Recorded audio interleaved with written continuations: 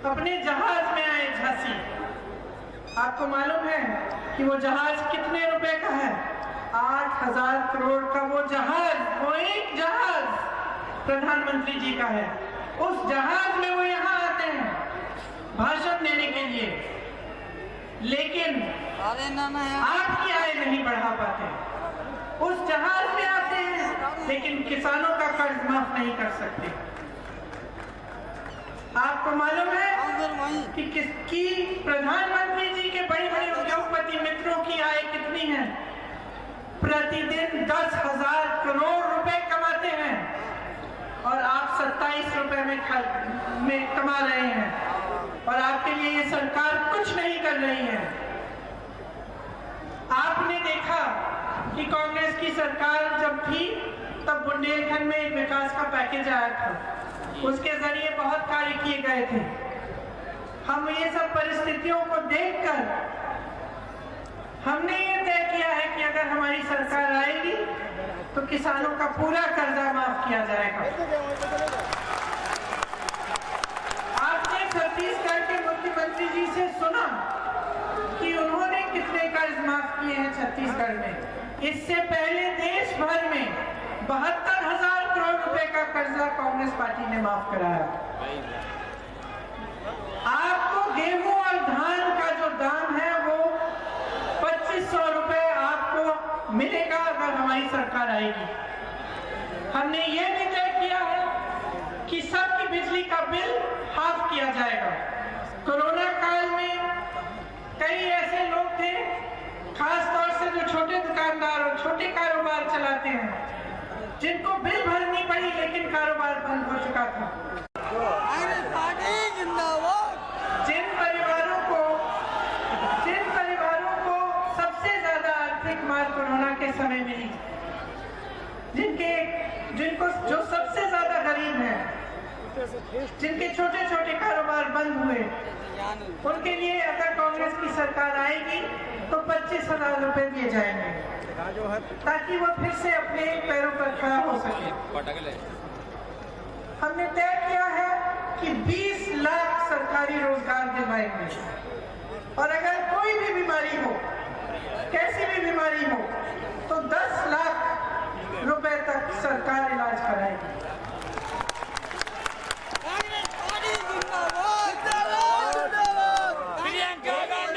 कहावत है, लबड़ा बड़ा कि दोदा बड़ा। तो आप जानते हैं कि कौन बड़ा? मोदी जी, भाजपा के सब नेता यहाँ आकर मंच पर खड़े होकर आपके सामने झूठा प्रचार करते हैं, बड़े बड़े वचन देके जाते हैं। आपने अब खुद परख लिया है कि उन वचनों को किस तरह से वे निभाते हैं। आपने तो देखा है कि झूठे विज्ञापन भी देते हैं।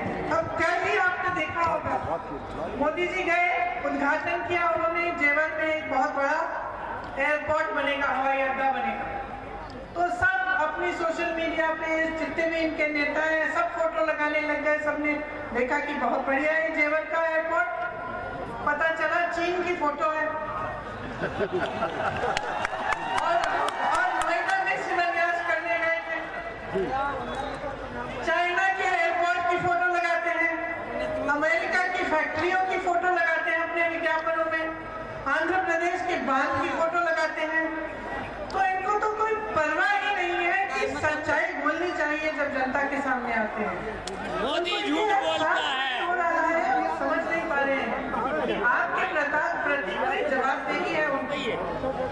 वे समझ रहे हैं कि उनका काम सिर्फ चुनाव में झूठे वचन देना, यहाँ आना, मंच पर तमाम आपके सामने वचन दे, उसके बाद आपको भूल जाए, चुनाव जीत जाए, उसके लिए कुछ भी प्रयोग हो तो ठीक है। धर्म का प्रयोग करेंगे, जाति का प्रयोग करेंगे, अलग अलग प्रयोग करेंगे। अब देखिए, कोई नहीं कहता कि जाति का अधिकार आपको नहीं मिलना चाहिए, आपको पूरी तरह से मिलना चाहिए। राजनीति में धर्म का, जाति का प्रतिनिधित्व पूरी तरह से होना चाहिए, लेकिन चुनाव के समय आपके विकास के मुद्दे की बात होनी चाहिए। चुनाव के समय जो भी नेता आपके सामने आए वो आपको बताए आपके लिए क्या करने जा रहा है, और चुनाव के बाद जो 5 साल है उसमें करके दिखाए, नहीं तो अगले चुनाव में आप उनको हराएंगे।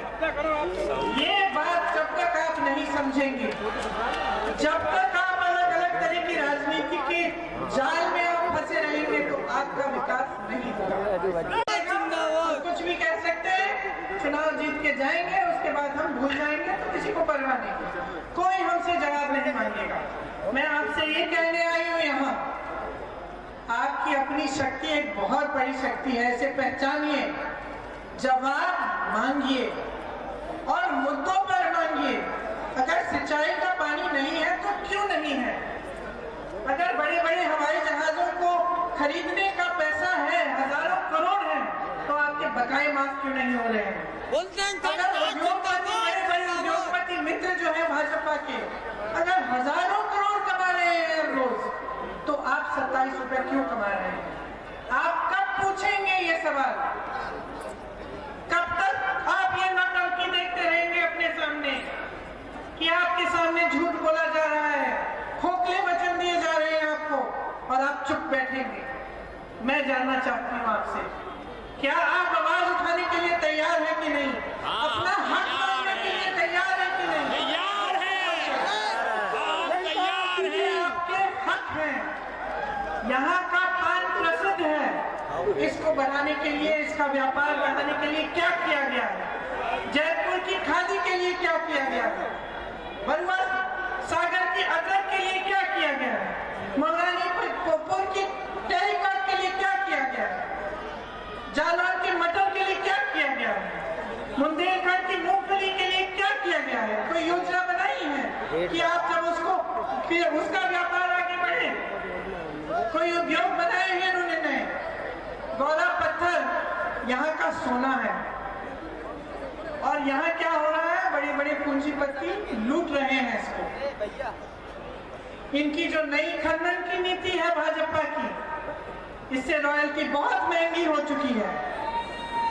मैं जब यहाँ आ रही थी तो हेलीकॉप्टर से आई तो देख रही थी नीचे क्रशर लगे हुए हैं।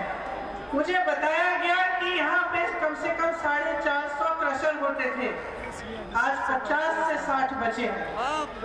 बालू का ट्रक 9,000 रुपए में है, सॉरी, हाँ, 9,000 रुपए का था बालू का जो ट्रक, आज 50,000 रुपए का हो चुका है।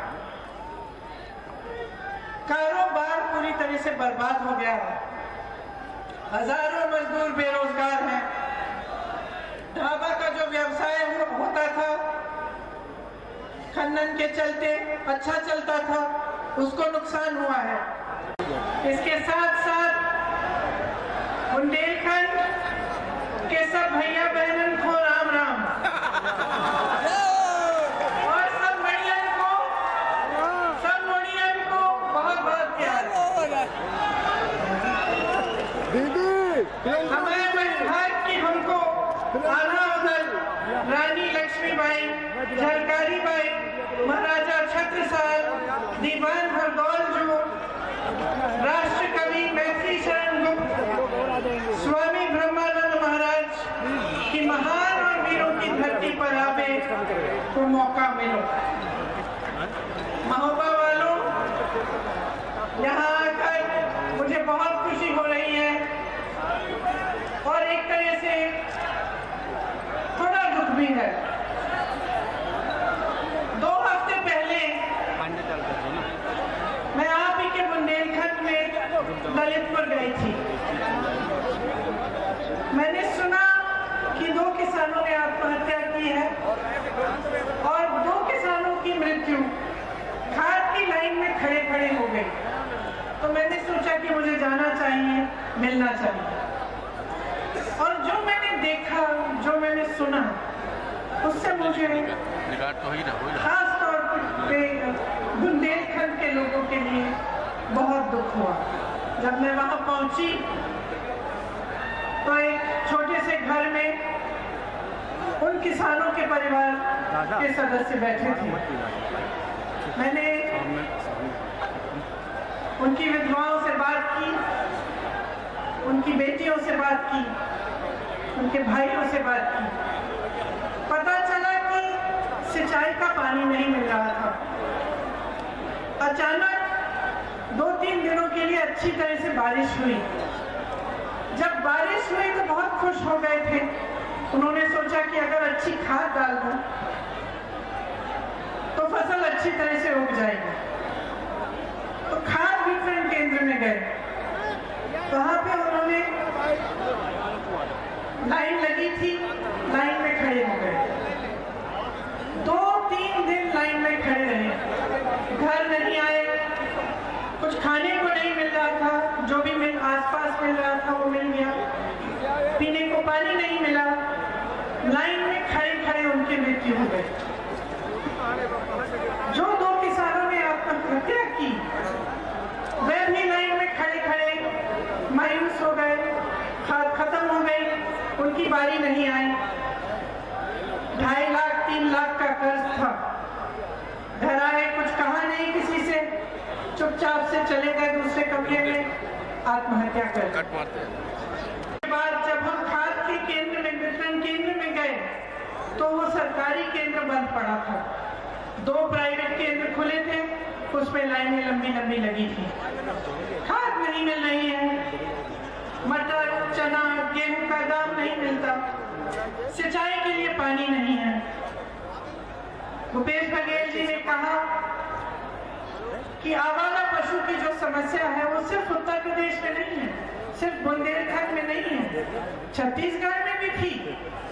लेकिन जब सरकार की नीयत ठीक थी, इनकी सरकार ने एक ऐसी व्यवस्था बनाई, ऐसी योजना बनाई कि अब वहां पे ये समस्या नहीं है। वो कह रहे हैं कि गोबर को भी खरीदते हैं, किस लिए? ताकि ये समस्या दूर हो, ताकि आवारा पशु न घूमे। यहाँ उत्तर प्रदेश की सरकार तो ये मानती और पहचानती भी नहीं है कि ये एक बड़ी समस्या है। हम 2019 के चुनाव में जब यहाँ आए थे तो मुझे याद है कि यही समस्या सब किसानों ने बताई। आज 2 साल हो गए हैं, 3 साल होने को जा रहे हैं, अभी भी ये समस्या, इस समस्या को हल करने के लिए कुछ नहीं किया गया है। 1500 किसानों ने आत्महत्या की है सिर्फ बुंदेलखंड में। आप सब जानते हैं कि महंगाई किस तरह से बढ़ रही है, डीजल और पेट्रोल का क्या दाम हो चुका है। यहाँ से बहुत पलायन होता है, और पलायन इसलिए होता है क्योंकि रोजगार बुंदेलखंड में नहीं मिलता। आपने देखा कोरोना के समय जिनका जहां बड़े बड़े शहरों में बुंदेलखंड के भाई बहन थे, उनको किस तरह से घर आना पड़ा। पूरा परिवार पैदल चल रहा है, नंगे पांव चल रहा है, खाने को नहीं है, कोई मदद नहीं है सरकार से। जब कांग्रेस पार्टी ने कहा कि हम बसें देंगे तो सरकार ने बसें ली नहीं हमसे, और अब जब इनकी बड़ी बड़ी मीटिंग होती है तो बसों की लाइन लग जाती है कि बस भरो, लाइए मीटिंग में कि दिखे कि कितनी भीड़ आई है हमारी मीटिंग में। लेकिन जब जरूरत थी आपको, जब आपके बेटे, आपके भाई बहन दिल्ली से, अन्य शहरों से पैदल यहाँ आ रहे थे क्योंकि लॉकडाउन अचानक किया गया बगैर उनके बारे में सोचे, तब ये सरकार कहाँ थी, तब इनकी बसें कहाँ थी? आपको मालूम है कि नहीं कि आज देश में किसान की आय 27 रुपए प्रतिदिन है। भाजपा के मित्र बड़ी बड़ी बाहरी कंपनियों को ला रहे हैं यहाँ पे, लेकिन स्थानीय लोगों को कुछ नहीं मिल रहा है। अधिकारियों ने एक वसूली गैंग बना रखी है। आपने देखा होगा कि कबरई के क्रशर कारोबारी इंद्रकांत त्रिपाठी की किस तरह से हत्या हुई। आज भी उनके हत्यारे फरार हैं, आज भी उनको पकड़ा नहीं है। नहीं पकड़ा। बुंदेलखंड पर्यटन में बुंदेलखंड एकदम आगे बढ़ सकता था, यहाँ अपार संभावनाएं हैं। भाजपा के विधायक पर्यटन के नाम पर जमीन कब्जे कर रहे हैं, अवैध धंधा कर रहे हैं, गौशालाओं के नाम पर धंधा कर रहे हैं, गौशालाओं की बुरी हालत है। यहाँ के संसाधनों पर किसका हक है? सबसे पहला हक आपका है, किसी और का हक नहीं है। अगर आपको बदलाव लाना है तो सबसे पहले राजनीति में बदलाव लाना पड़ेगा। सबसे पहले आपको ऐसे नेता चुनने पड़ेंगे जो सिर्फ वचन और बड़े बड़े भाषण नहीं, लेकिन काम करके दिखाएंगे आपके लिए।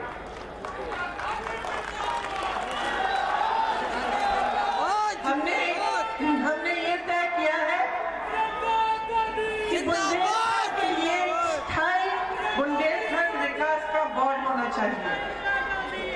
भाजपा की तरह चुनावी बोर्ड नहीं, एक स्थायी विकास का बोर्ड जो यही हो, जहां से आपकी जो समस्याएं हैं वो यहां से ही हल हो सके। हर साल आपके लिए बुंदेलखंड के लिए यहां से विकास की बजट बने और विकास बोर्ड सीधे पंचायतों से जुड़े। बुंदेलखंड विकास बोर्ड की कमान बुंदेलखंड के ही लोगों के हाथों में हो।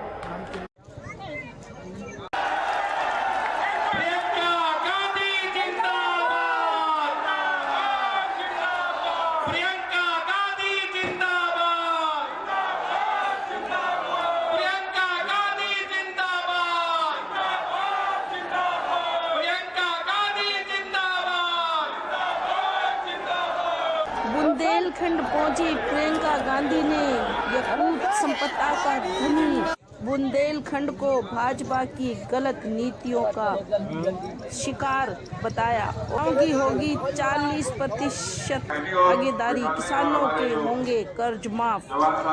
यकूत संपदा का धनी बुंदेलखंड प्रदेश तथा केंद्र सरकार की नीतियों के कारण बदहाल बना हुआ है, ऐसा आरोप लगाया प्रियंका गांधी ने। बुंदेलखंड की खनिज संपदा को बाहरी पूंजीपति सरकार के संरक्षण में लूट रहे हैं और यहाँ के बाशिंदे रोजी रोटी के लिए पलायन को मजबूर हो रहे हैं। प्रियंका गांधी वाड्रा ने मंच पर पहुंचते ही आराम कर माताओं और बहनों को भी सिर झुकाकर उनका अभिनंदन किया। तत्पश्चात उन्होंने अपने संबोधन में कहा कि बुंदेलखंड की बद से बद हालातों के लिए फिर भी बुंदेलखंड वासी बद से बद जीवन व्यतीत करने के लिए मजबूर हैं। इसके प्रधानमंत्री 8,000 करोड़ के हेलीकॉप्टर में घूम रहे हैं और देश का किसान बाइक से भी चलने के लिए मजबूर है, क्योंकि